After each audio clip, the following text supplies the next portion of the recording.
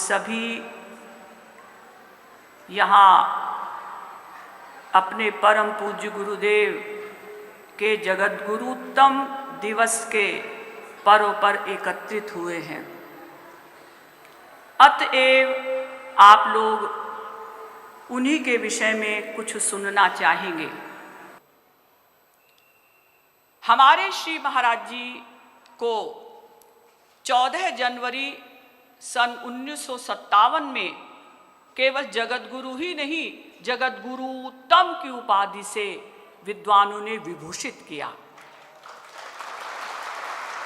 श्री महाराज जी के प्रवचनों को सुनकर श्री महाराज जी ने काशी विद्वत परिषद में 9 दिन तक कठिन संस्कृत में प्रवचन दिया और समस्त जगत गुरुओं के सिद्धांत का समन्वय करते हुए एक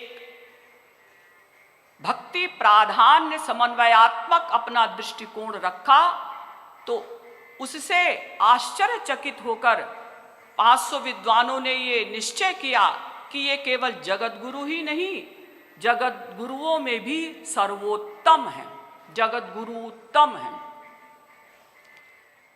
श्री महाराज जी को उन्होंने अन्य भी बहुत सी उपाधियां दी, जैसे श्रीमद् पदवाक्य प्रमाण पारावारीण, वेद मार्ग प्रतिष्ठापनाचार्य, निखिल दर्शन समन्वयाचार्य, सनातन वैदिक धर्म प्रतिष्ठापन सत्संप्रदाय परमाचार्य, भक्ति योग रसावतार, भगवदनंत श्री विभूषित जगत गुरु 1008 स्वामी श्री कृपालु जी महाराज। हमारे श्री महाराज जी जगत गुरु स्वामी श्री कृपालु जी महाराज, उन्होंने वेद मार्ग की स्थापना की। क्यों? क्योंकि वेद हमारे सनातन धर्म की निधि हैं, वेद अथॉरिटी हैं, वेद नित्य हैं, शाश्वत हैं, अपौरुषेय हैं, अनादि है, अनादि निधना वेदाः। वेद भगवान की सहज श्वास से प्रकट हुए हैं। निश्वसित मत्स्य वेदाः, जाकी सहज श्वास श्रुतिचारी। तो वेदों का जो मार्ग है वही असली मार्ग होता है, जो वेद कहे। क्योंकि जो वेदों में कहा गया, वही गीता में कहा गया, वही भागवत में कहा गया, वही समस्त धर्म ग्रंथों में कहा गया। वेदस्य चेश्वरात्मत्वात् तत्र मुह्यन्ति सूरयः। भागवत के 11वें स्कंध के 3 अध्याय का 43वां श्लोक। वेद साक्षात ईश्वर स्वरूप हैं। वेदो नारायण साक्षात। श्रीमद् भागवत के 6ठे स्कंध के 1 अध्याय का 40वां श्लोक। वेद साक्षात नारायण ही हैं। तो वेदों की वाणी अलौकिक है, इसीलिए बड़े बड़े विद्वान भी वेदों के अर्थ को कई बार सही नहीं समझ पाते, क्योंकि संस्कृत अलौकिक है। वेदों में परोक्षवाद है। परोक्षवादो वेदोयम बालानाम अनुशासनम। भागवत के 11वें स्कंध के 3 अध्याय का 44वां श्लोक। परोक्षवाद किसे कहते हैं? यानी शब्द कुछ है, उसका अर्थ कुछ और है। जैसे वेदों में शब्द है प्राण, उसका अर्थ है ब्रह्म। शब्द है आकाश, उसका अर्थ है ब्रह्म। वेदों में शब्द आया जीव, उसका अर्थ है ब्रह्म। केवल वास्तविक महापुरुष ही वेदों के सही अर्थ को बता सकता है। तो हमारे श्री महाराज जी वेद मार्ग प्रतिष्ठापनाचार्य हैं। श्रीमद् भागवत के द्वारा भी श्री महाराज जी ने यह सिद्ध किया कि जब उद्धव ने प्रश्न किया कि महाराज इतने मार्ग बन गए, क्या सभी मार्ग सही हैं और हम किस मार्ग का आश्रय लें?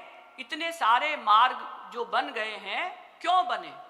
तो क्यों बने तो बता दिया गया, तो किस मार्ग का आश्रय लें? तो उसी के आगे भगवान ने श्रीमद् भागवत में बताया, भक्त्याह में कया ग्राह्य श्रद्धयात्मा प्रिय सताम। श्रीमद् भागवत के 11वें स्कंद के 14वें अध्याय का 21वां श्लोक। भगवान कहते हैं, उद्धव में एकमात्र भक्ति से ही ग्राह्य हूं, प्राप्त किया जा सकता हूं। हमारे श्री महाराज जी ने बताया कि यद्यपि ईश्वर प्राप्ति के कई मार्ग हैं, लेकिन उनमें सर्वश्रेष्ठ मार्ग भक्ति मार्ग ही है। और भक्ति मार्ग में भी विशेष रूप से कलयुग के जीवों के लिए नाम संकीर्तन, गुण संकीर्तन, लीला संकीर्तन ही एकमात्र ऐसा उपाय है जिसके द्वारा शीघ्रातिशीघ्र जीव अपने लक्ष्य परमानंद को प्राप्त कर सकता है। अब निखिल दर्शन समन्वयाचार्य, हमारे श्री महाराज जी निखिल यानी समस्त दर्शनों का समन्वय करते हैं। श्री महाराज जी का यह स्वरूप सन 1955 में चित्रकूट सम्मेलन में ही परिलक्षित हो गया था। यद्यपि चित्रकूट सम्मेलन में श्री महाराज जी ने स्वागताध्यक्ष की ही भूमिका ली थी, लेकिन सम्मेलन का उन्होंने विषय रखा था वेदों, शास्त्रों एवं अन्यान्य धर्म ग्रंथों के द्वारा षट दर्शन समन्वय। श्री महाराज जी यद्यपि स्वागताध्यक्ष के रूप में उस समय थे, लेकिन उन्होंने आगंतुक विद्वानों के सामने कुछ प्रश्न रखे कि आप इन प्रश्नों का समाधान करें। मैं अब उन प्रश्नों को पढ़ने जा रही हूं। हमारे यहाँ सनातन धर्म में नाना प्रकार के वैमत्य दिखाई पड़ते हैं। वेदों में, शास्त्रों में, पुराणों में एवं अन्यान्य आर्ष ग्रंथों में मतभेद सा है, जिसका निराकरण जनसाधारण नहीं कर पाता, जिसके परिणाम स्वरूप जीव सुलझने के बजाय अधिकाधिक उलझता जाता है।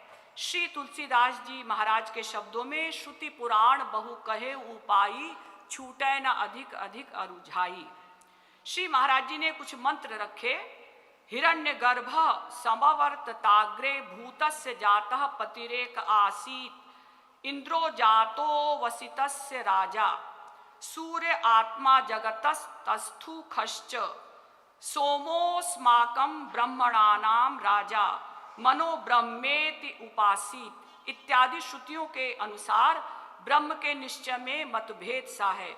उपदेशकों से निवेदन किया कि वे इस विरोधाभास का अत्यंताभाव करते हुए यह समझाएं कि क्या उपरोक्त समस्त देवता ब्रह्म नाम से वाच्य हैं या अन्य कोई रहस्य है, जबकि श्रुतियों के अनुसार ब्रह्म ही सृष्टिकर्ता निरूपित किया गया है।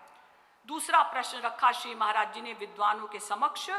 शास्त्रों वेदों में कर्म, ज्ञान, उपासना आदि कितने ही मार्ग बताए गए हैं, उनका संबंध एवं निराकरण क्या है। तीसरा प्रश्न, वेदों में निर्गुण निराकार एवं सगुण साकार इन दोनों ही की विभिन्न ऋचाएं उपलब्ध हैं, इसका कृपया समन्वय करें। चौथा प्रश्न, मीमांसादि शास्त्रों में कुछ शास्त्रों को लोग निरीश्वरवादी कहते हैं। यदि यह सत्य है तो उनका शास्त्रत्व एवं उनकी उपयोगिता परमानंद प्राप्ति में क्या और कितनी है। पांचवा प्रश्न, विशिष्टाद्वैत, द्वैताद्वैत, द्वैत, विशुद्धाद्वैत आदि मतानुयायी आचार्यों के भाष्यानुसार ब्रह्म सूत्र, गीतादि के अर्थ उपलब्ध हैं, उनका भी कृपया समन्वय करें।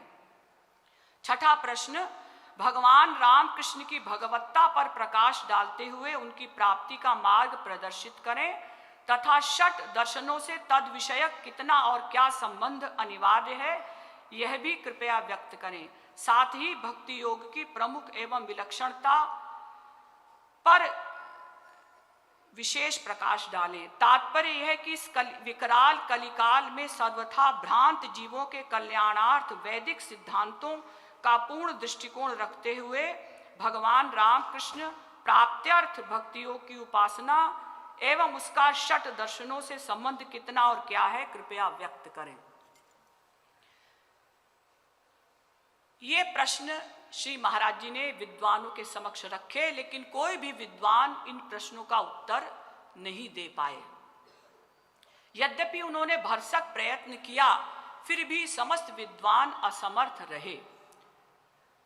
तो इन्होंने, उन समस्त विद्वानों ने इसको अपना अपमान समझा और श्री महाराज जी को चुनौती देते हुए कहा कि प्रश्नकर्ता स्वयं आकर इन प्रश्नों का समाधान करें। इन प्रश्नों का समाधान असंभव है। श्री महाराज जी ने जैसे ही अपना नाम सुना अवाक रह गए, क्योंकि वो तो स्वागताध्यक्ष के रूप में थे, वक्ताओं की सूची में उनका नाम नहीं था। श्री महाराज जी आए और पहली बार सर्वसाधारण के समक्ष वक्ता के रूप में मंचासीन हुए। श्री महाराज जी ने 9 दिन तक 2-2 घंटे प्रवचन धारावाहिक रूप से बोलकर इन समस्त प्रश्नों का समाधान सविस्तार किया। समस्त विद्वान और जनता जनार्दन आश्चर्यचकित रह गए कि हमने ऐसा आज तक कोई विद्वान नहीं देखा, कोई संत नहीं देखा जो समस्त शास्त्रों का इस प्रकार से समन्वय कर सके। क्योंकि देखिए, इन प्रश्नों का उत्तर वही विद्वान दे सकते थे जो चारों वेद और 6 शास्त्रों के विद्वान हों। तो श्री महाराज जी तो समस्त ग्रंथों के प्रकांड विद्वान। श्री महाराज जी ने बड़ी सहजता के साथ समस्त प्रश्नों का उत्तर दिया, जिसको सुनकर समस्त विद्वत वर्ग ने ये मान लिया कि इनके समान आज तक कोई जगत गुरु नहीं हुआ। उस समय काशी विद्वत परिषद के उपाध्यक्ष महामहोपाध्याय श्री गिरिधर शर्मा चतुर्वेदी और नील मेघाचार्य जैसे विद्वानों ने वो प्रवचन सुने और जाकर काशी विद्वत परिषद में प्रशंसा की। बाकी विद्वानों को बड़ा आश्चर्य हुआ कि ऐसे कैसे हो सकता है कि एक इतनी छोटी उम्र का लड़का और समस्त शास्त्रों का, ग्रंथों का उसको परिपूर्ण ज्ञान हो। अरे हमारे वेद शास्त्रों में तो इतनी गहनता है, इतनी गहराई है कि पूरा जीवन हो जाए तो भी एक ग्रंथ को भी हम लोग नहीं समझ पाते हैं। पन्ने पलटते पलटते ही आयु समाप्त हो जाती है। तो ऐसा कैसे हो सकता है कि एक इतनी छोटी उम्र का 34 वर्ष का लड़का और समस्त ग्रंथों का परिपूर्ण ज्ञाता हो। तो सन 1956 में 55 में चित्रकूट सम्मेलन हुआ। सन 1956 में अखिल भारतवर्षीय दार्शनिक सम्मेलन द्वितीय अधिवेशन जो 5 अक्टूबर से 19 अक्टूबर तक कानपुर फूलबाग में हुआ, उसमें श्री महाराज जी वक्ता के रूप में थे। लेकिन काशी विद्वत परिषद के विद्वानों ने श्री महाराज जी की परीक्षा लेने के हेतु काशी विद्वत परिषद के महामंत्री षट दर्शन शास्त्री श्री राज नारायण शुक्ल जी को बिना पूर्व सूचना के ही भेजा। जब श्री महाराज जी ने प्रवचन बोलना प्रारंभ किया तो श्री राज नारायण शुक्ल जी समालोचक की भूमिका में त्रुटि निकालने के लिए कलम और कागज लेकर बैठ गए। लेकिन उनकी कलम चली ही नहीं। मानो कलम भी श्री महाराज जी का प्रवचन सुनकर मंत्रमुग्ध हो गई, चलना ही भूल गई। और स्वयं श्री राज नारायण शुक्ल जी भी आंखें बंद करके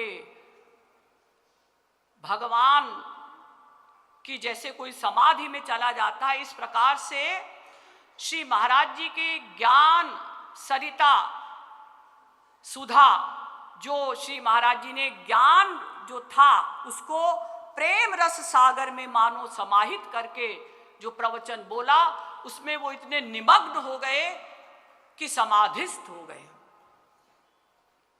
और उस दिन उन्होंने प्रवचन नहीं बोला। श्री महाराज जी ने उनसे निवेदन किया कि आप प्रवचन बोलिए। उन्होंने कहा मैं अब कल बोलूंगा। अगले दिन जब श्री राजनारायण शुक्ल महामंत्री जी आए तो उन्होंने श्री महाराज जी से कहा आज मैं आपसे पहले प्रवचन बोलूंगा।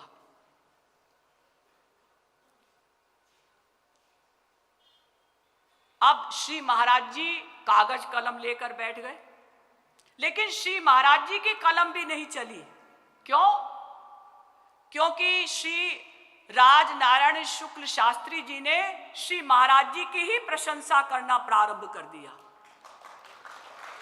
उन्होंने कहा कि हमने कभी नहीं सोचा था कि हमारे मध्य में कोई ऐसा विद्वान है कि जिसमें अनेकों विद्वानों की विद्वत्ता समाहित हो गई है।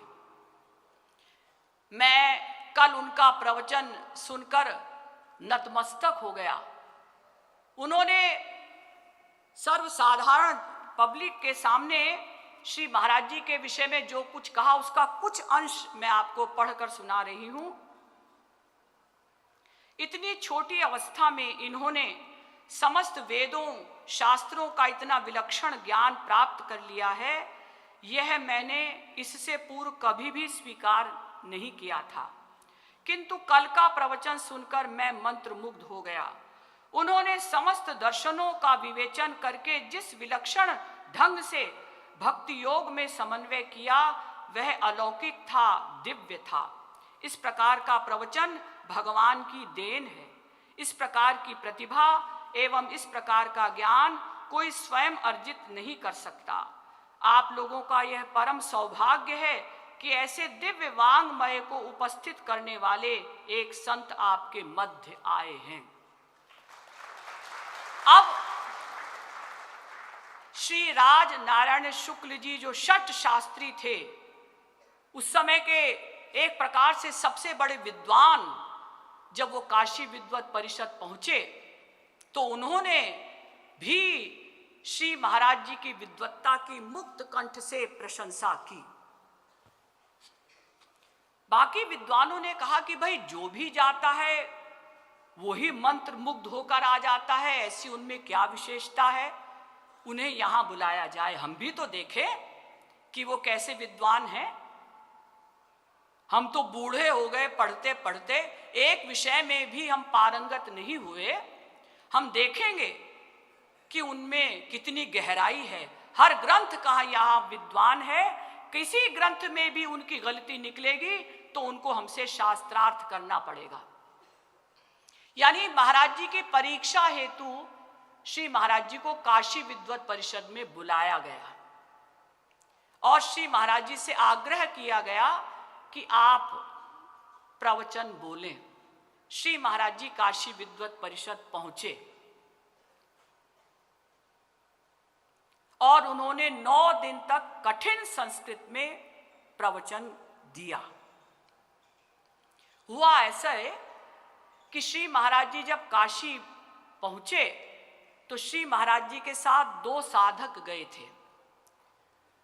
उनमें से किसी एक साधक से किसी विद्वान ने कहा कि भाई हमने सुना है कि आपके श्री महाराज जी बहुत बढ़िया बोलते हैं, संस्कृत के श्लोकों का उच्चारण भी उनका बहुत शुद्ध है, उनको बहुत गहन ज्ञान है, लेकिन क्या वो संस्कृत में भी बोल सकते हैं?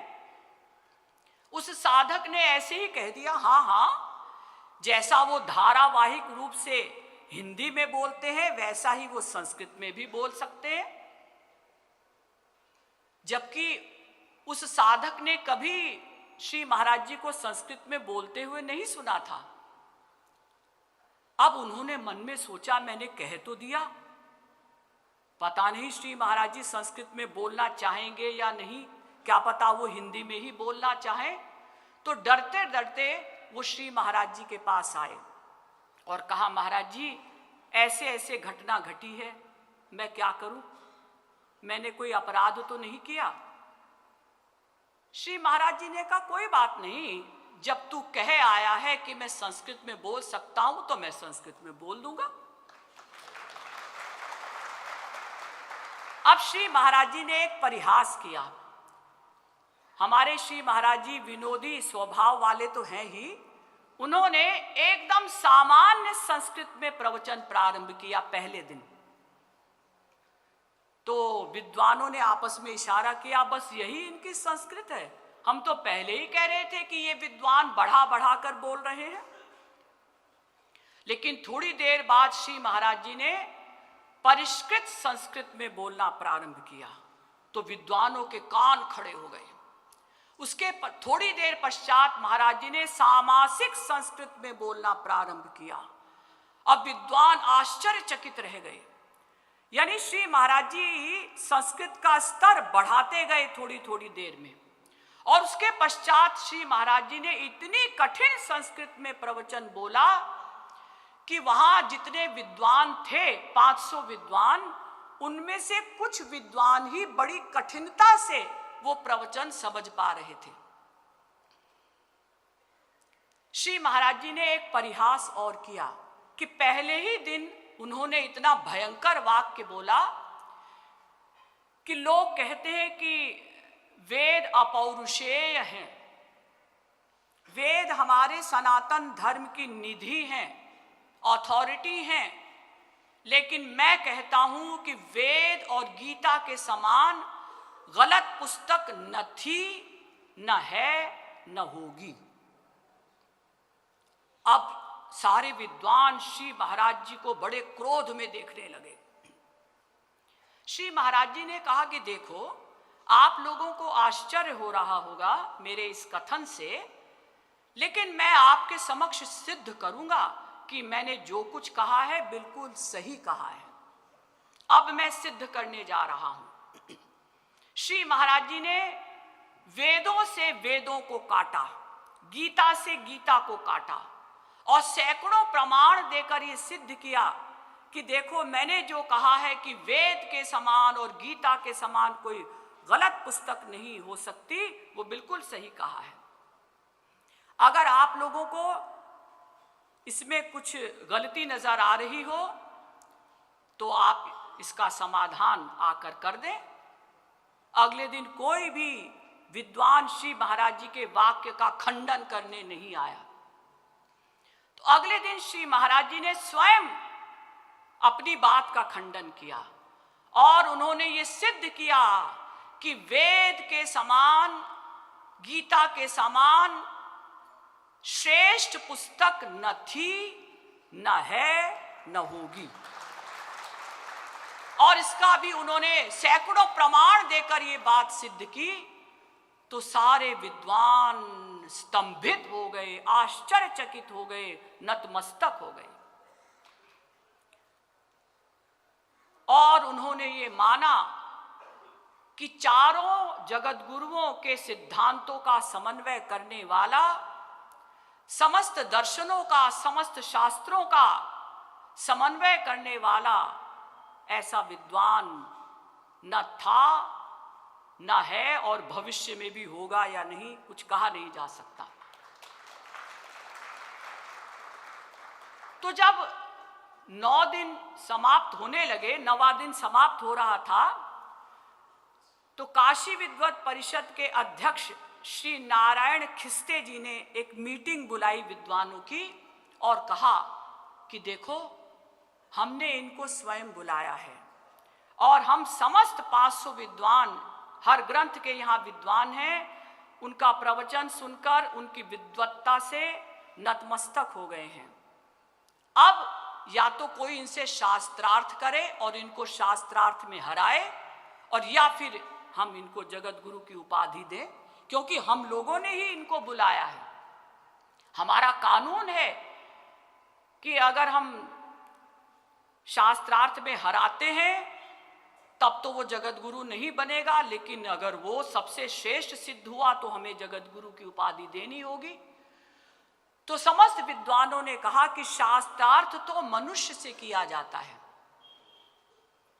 ये तो अवतारी महापुरुष हैं, ये तो साक्षात भगवान के स्वरूप हैं, इनसे हम शास्त्रार्थ नहीं कर सकते। तो समस्त विद्वानों ने सन 14 जनवरी मकर संक्रांति के दिन 1957 में श्री महाराज जी को जगत गुरु ही नहीं जगत गुरुतम की उपाधि से विभूषित किया और पद्य प्रसूनोपहार दिया। धन्यो मान्य जगत गुरु तम पदैहि सोयम समभ्यर्च्यते, यानी आप धन्य हैं, हम आपको समस्त जगत गुरुओं में भी सबसे उत्तम की उपाधि, जगत गुरु उत्तम की उपाधि प्रदान कर रहे हैं। और मैंने आपको बताया कि उन लोगों ने महाराज जी को अन्य उपाधियां भी दी। श्रीमद पदवाक्य प्रमाण पारावारीण, वेद मार्ग प्रतिष्ठापनाचार्य, निखिल दर्शन समन्वयाचार्य, सनातन वैदिक धर्म प्रतिष्ठापन सत संप्रदाय परमाचार्य, भक्ति योग रसावतार, भगवद अनंत श्री विभूषित जगत गुरु 1008 स्वामी श्री कृपालु जी महाराज। तो इस प्रकार से यद्यपि महाराज जी ने निखिल दर्शन समन्वयाचार्य का अपना स्वरूप 1955 में ही दिखा दिया था, लेकिन उपाधि उनको ये मिली सन 57 14 जनवरी को, ये सब उपाधियां उनको दी गई। अब महाराज जी की चौथी उपाधि अब मैं नहीं बताऊंगी, क्योंकि सनातन वैदिक धर्म प्रतिष्ठापन सत संप्रदाय परमाचार्य, यानी ये जगत गुरु स्वामी श्री कृपालु जी महाराज कैसे हैं? सनातन वैदिक धर्म प्रतिष्ठापन सत संप्रदाय परमाचार्य, यानी श्री महाराज जी ने बताया कि सत संप्रदाय क्या है? सनातन वैदिक धर्म की प्रतिष्ठापना करना। सत संप्रदाय किसे कहते हैं? सनातन वैदिक धर्म की जो प्रतिष्ठापना करे। और उसकी प्रतिष्ठापना का अर्थ क्या है? सही सही गुरु द्वारा सही सही मार्ग का दिग्दर्शन। सही गुरु किसे कहते हैं? परीक्ष लोकान कर्मचितान ब्राह्मणो निर्वेदमायान नास्त्यकृतः कृतेन तद्विज्ञानार्थम सगुरुमेवाभिगच्छेत समित्पाणि श्रोत्रियम ब्रह्मनिष्ठम। जो श्रोत्रिय भी हो और ब्रह्मनिष्ठ भी हो, ऐसे सही सही गुरु द्वारा ही सही सही मार्ग का दिग्दर्शन ही सत संप्रदाय कहलाता है।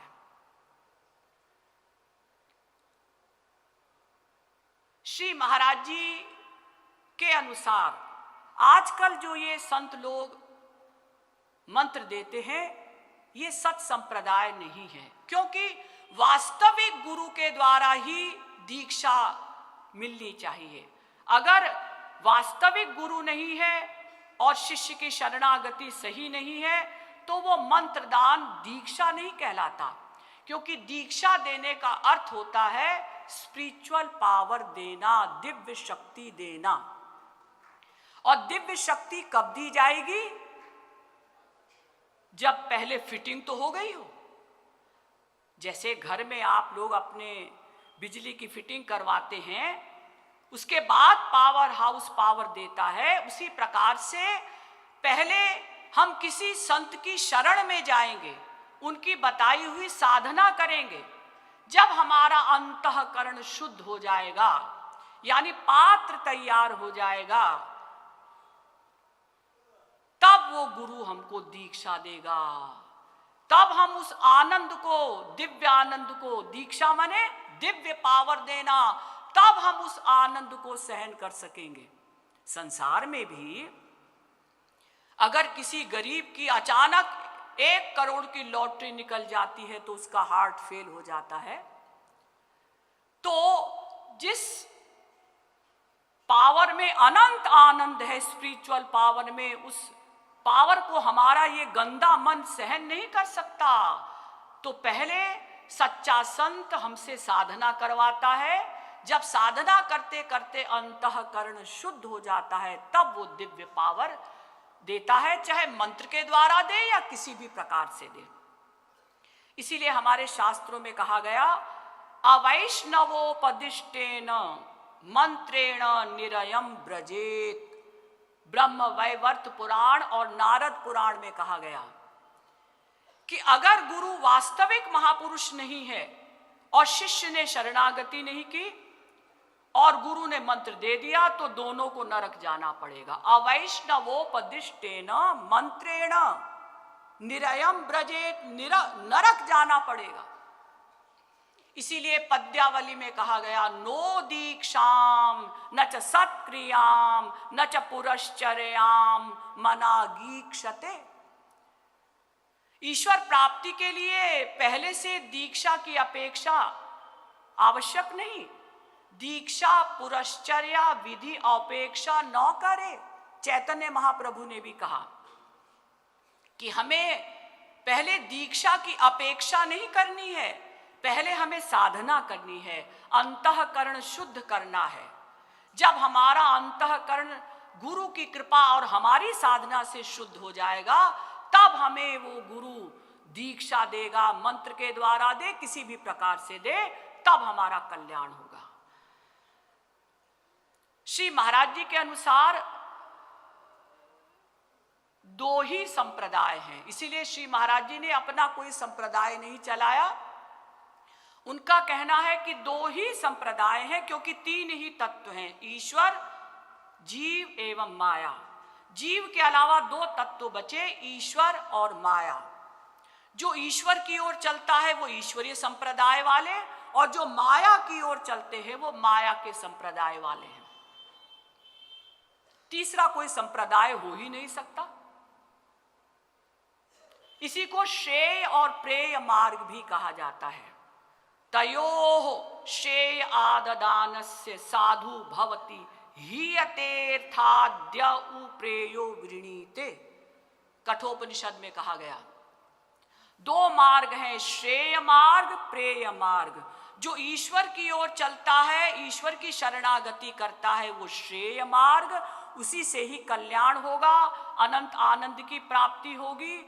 और जो संसार की ओर, भौतिक सुखों की ओर चलता है, वो प्रेय मार्ग है। इससे केवल 84 लाख में भटकना ही पड़ता है। भक्ति योग रसावतार, हमारे श्री महाराज जी भक्ति योग रस के मानो अवतार ही हैं।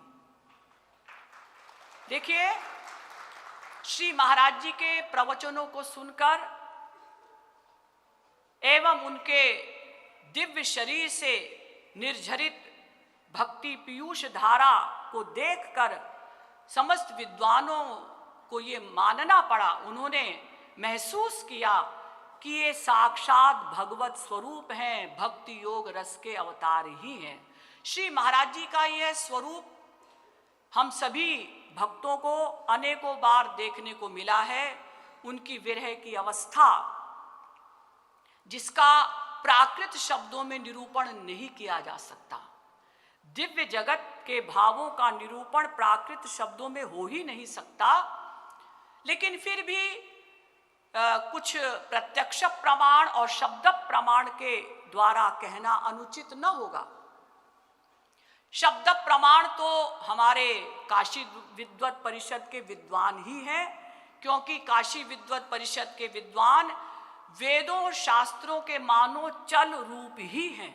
जब उन्होंने मान लिया कि भक्ति योग रसावतार हैं, और शब्द प्रमाण के अनुसार भी, जैसा कि श्रीमद् भागवत में कहा गया, एवं व्रतः स्वप्रिय नाम कीर्त्या जातानुरागो द्रुत चित्त उच्चैः हसत्यथो रोदिति रौति गायत्युन्मादवन् नृत्यति लोकबाह्यः। भागवत के 11वें स्कंद के दूसरे अध्याय का 40वां श्लोक। वाग्गद्गदा द्रवते यस्य चित्तः चित्तं रुदत्य भीक्ष्णं हसति क्वचिच्च विलज्ज उद्गायति नृत्यते च मद्भक्ति युक्तो भुवनं पुनाति। भागवत के 11वें स्कंद के 14वें अध्याय का 24वां श्लोक, दोनों का एक ही अर्थ है कि वास्तविक महापुरुष भगवान के प्रेम में कभी रोते हैं, कभी हंसते हैं, कभी नाचते हैं, कभी गाते हैं और कभी कभी उन्माद रोगी की अवस्था के समान नाचने लगते हैं। ये सब अवस्थाएं, प्रेम की अवस्थाएं अनेकों बार आप सभी भक्तों ने श्री महाराज जी के अंदर देखी हैं। स्तंभ स्वेदोथ रोमांचः स्वर भेदोथ वे पथु वैवर्ण्यमश्रु प्रलय इत्यष्टौ सात्विकाः स्मृताः भक्ति रसामृत सिंधु। यानी वास्तविक महापुरुष भगवान के प्रेम में कभी कभी वृक्ष के समान हो जाता है, यानी समाधिस्थ हो जाता है, जड़ हो जाता है, रोए खड़े हो जाते हैं, हल्का हल्का कंपन होने लगता है, पसीना बहने लगता है, आवाज बदल जाती है, चेहरे का रंग बदल जाता है, आंसू बहते हैं और अंत में वो महापुरुष मूर्छित हो जाता है। ये 8 सात्विक भाव भी हम लोगों ने श्री महाराज जी के अंदर अनेकों बार देखे।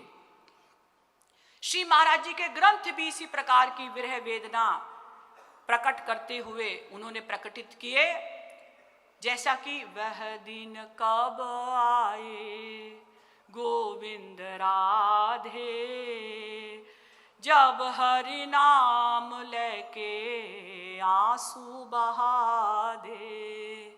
वह दिन कब आए गोविंद राधे, जब हरि नाम रोमांच करा दे। वह दिन कब आए गोविंद राधे, जब हरि ध्यान तनु कंप करा दे। वह दिन कब आए गोविंद राधे, जब हरि ध्यान तनु स्वेद बहा दे।